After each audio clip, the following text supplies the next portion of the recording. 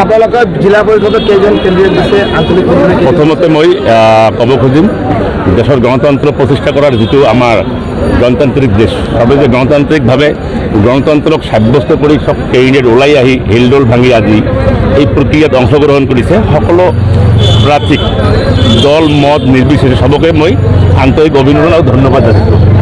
বাকী থাকিল আমাৰ দলৰ কথা আমি মোৰ গৰিপুৰ সমষ্টিৰ 33খন গাঁও পঞ্চায়ত আছে আমি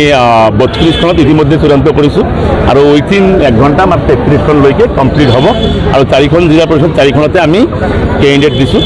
আৰু বোধ কৰোঁ বিগত সময়ত যেনেকৈ আমি সফলতাৰ সহিত প্ৰতিটো ব্লক আমি দখল কৰিবলৈ বিগত সময়ত মই যিমান দিন ৰাজনৈতিক দায়িত্ব লৈছোঁ গৰিপুৰত যেনেকৈ আমি ধাৰাবাহিকতা অক্ষুণ্ণ ৰখাৰ কাৰণে আমি চেষ্টা কৰিম। নিশ্চয়কৈ আমাৰ ডাইনামিক নেতা ধুবুৰীৰ বিধায়ক আমাৰ সন্মানীয় সভাপতি ধুবুৰী জিলাৰ AIUDFৰ নজৰুল হক ডাঙৰীয়া আমাৰ লগত আছে আমি জিলা পৰিষদ দখল কৰিম। আপোনালোকে বুজি পাই বিগত সময়ৰ ইতিহাস চালে আমাৰ আমি আটাইকেইটা নহয় আমি মেজৰিটি লৈ কিনে আমি ডিষ্ট্ৰিক্ট জিলা পৰিষদখন আমি গঠন কৰিম। কাউন্সিলৰ মই মোৰ সমষ্টিৰ কথাটো কৈছোঁ মই যিহেতু আদাৰ চাইডটো খবৰ ল'ব পৰা নাই মোৰ বহুত ডাঙৰ সমষ্টি 3,03,000 আৰু 33খন গাঁও পঞ্চায়ত লৈ গঠিত গৰিপুৰ সমষ্টি মই এইকেইদিন কমপ্লিটলি মোৰ সমষ্টি লৈ ব্যস্ত আছিলোঁ মই আদাৰ খবৰখিনি মোৰ সংগঠনৰ ডিষ্ট্ৰিক্ট মেনেজমেণ্টৰ লগত আছে ল'ব পৰা নাই কিন্তু মোৰ 33 কেণ্ডিডেট আমি অলৰেডি টিকেট ডিক্লেয়াৰ কৰিছোঁ। বিধায়ক মহোদয় কোৱা হৈছে যে এই ক্ষেত্ৰত এইবাৰ কি ধৰণে আগবাঢ়িছে কোনোবাই ক'লে কাৰোবাক বা কঁকাল ভাঙি নাযায়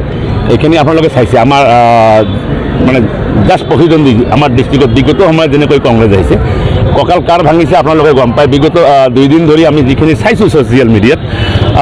ৰাজনীতিৰ যিটো মূল্যবোধ এইটো নোহোৱা হৈছে। এইখিনি মানুহ যদি এতিয়া টিকেটৰ সময়ত যদি কৰাপশ্যনত লিপ্ত হয় তো আল্টিমেটলি ৰাইজৰ ওপৰত ধমাকলো আহিব নেক্সট ডেভেলপমেণ্টটো হোৱাৰ কোনো চান্স নাথাকে। এই প্ৰতিনিধিবিলাকৰ পৰা ৰাইজে কিবা পাব বুলি আশা কৰাটো টান। আমি শুনিছোঁ এইটো ছ'চিয়েল মিডিয়াত পাইছোঁ বাট এইটো তেনেকুৱা যদি হৈছে দুখজনক কথা। আমি সচেতনাৰ সহিত আমি AIUDFৰ টিকেটবিলাক বিতৰণ কৰিছোঁ আৰু আমি মূল্যবোধৰ ৰাজনীতিক বিশ্বাস কৰোঁ আৰু বিগত সময়ত আমি যেনেকৈ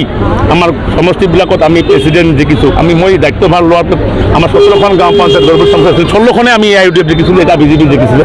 4খন জিলা পৰিষদ 4খনে জিকিছিলোঁ তাৰপিছত আমি 2খন ব্লক আছে 2খন দখল কৰিছোঁ। আপোনালোকে জানে 2খন কলেজ আছে মোৰ গৰিপুৰ সমষ্টিত ৰঙামাটি আৰু PD কলেজ আমাৰ ছাত্ৰ সংগঠন আমি ধাৰাবাহিকভাৱে আমি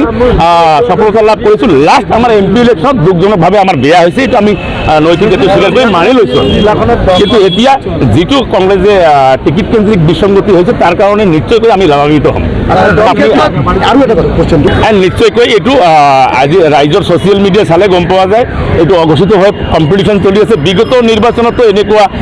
মানে ট্ৰেণ্ড চলি আছিলে আমি আপোনালোকে গম পায় এইটো অবৈধ কিবা টেবলেটৰ কিবা লেনদেন ৰাইজে কৰি আছে এইটো মোৰ কথা নহয় ছ'চিয়েল মিডিয়াত আমি চাই আহিছোঁ এইটো আমাৰ ডিষ্ট্ৰিক্টৰ কাৰণে ভাল লক্ষণ নহয় কিয়নো গ্ৰাছৰুট লেভেলত আৰু ৰুট লেভেলত পঞ্চায়ত লেভেলত লোকেল ষ্টেট গভৰ্ণমেণ্ট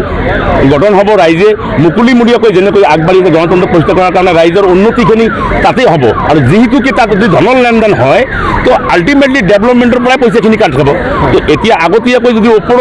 ওপৰ মহল যদি পইচাখিনি লৈ লয় এই মানুহখিনি সোণা বানা জমি সম্পত্তি ঘৰ বাৰী ইত্যাদি কৰি যদি এইবিলাক অনৈতিক কামত লিপ্ত হৈছে তেনেহ'লে দুখজনক।